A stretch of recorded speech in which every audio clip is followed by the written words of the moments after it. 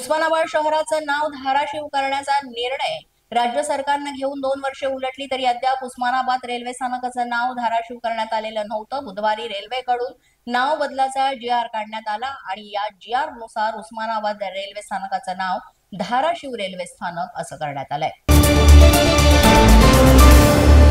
धुळ्यातील गुलमोहर शासकीय विश्रामगृहातील खोलीमध्ये रोकड सापडलेली आहे आणि तब्बल 1,84,00,00,000 रोकड सापडल्यानं खळबळ माजली। यावेळेस पोलीस प्रशासनानं पंचनामा करीत रोकड जप्त केली आहे।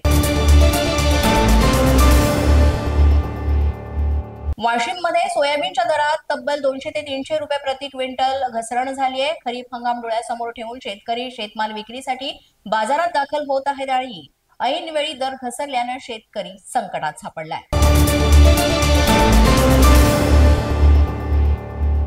नांदेडमध्ये भर पावसात भाजपतर्फे तिरंगा रॅली काढण्यात आली। ऑपरेशन सिंदूर अंतर्गत यशस्वी कामगिरी करणाऱ्या भारतीय सैन्य दलाचा गौरव करण्यासाठी या रॅलीचं आयोजन करण्यात आलं होतं।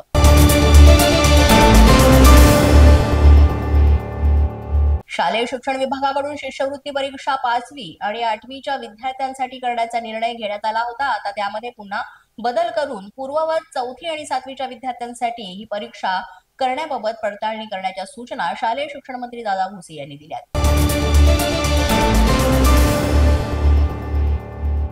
इयत्ता 11वीच्या प्रवेशासाठी अर्ज करताना विद्यार्थ्यांना कोणतीही अडचण येऊ नये म्हणून शिक्षण संचालनालयाने 2 दिवसांचा सराव ठेवला होता। त्यात अनेक विद्यार्थ्यांना तांत्रिक अडचणींचा सामना करावा लागला। त्यामुळे प्रवेशाचे वेळापत्रक दुरुस्त करावं लागणार असून ते आज प्रसिद्ध केलं जाणार आहे।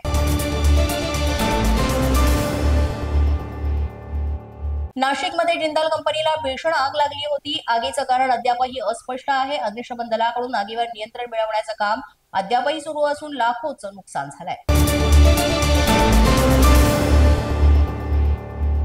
केंद्रीय ग्राहक संरक्षण प्राधिकरणानं उबरला दणका दिलाय। भाड्याव्यतिरिक्त बक्षिसांच्या आगाऊ मागणी प्रकरणी उबरला नोटीस बजावण्यात आली। पुण्यातील दळणवळण गतिमान करण्यासाठी येरवडा ते कात्रज दरम्यान ट्विन टनल तयार केला जाणार आहे आणि या प्रकल्पाच्या पूर्वव्यवहार्यतेचा अभ्यास करण्यासाठी सल्लागार संस्थेची नियुक्ती करण्याचं निश्चित केलंय। पश्चिम रेल्वेवरील लोकल सेवा बुधवारी सकाळपासून धीम्या गतीनं धावत होती। परिणामी नोकरदारांना कार्यालयामध्ये पोहोचण्यात विलंब झाला। अनेक लोकल 20 ते 30 मिनिटं विलंबाने धावत होत्या। पश्चिम रेल्वेच्या बिघडलेल्या या वेळापत्रकाबाबत प्रवाशांनी संताप व्यक्त केला। अशाच नवनवीन व्हिडिओसाठी पोलीस माझा न्यूजचं YouTube चॅनल सबस्क्राईब करा। तसंच आमचं फेसबुक, इंस्टाग्राम आणि ट्विटर अकाउंट फॉलो करा। अधिक माहितीसाठी आमच्या www.polismazhanews.com या वेबसाईटला भेट द्या। पाहत रहा पोलीस माझा न्यूज।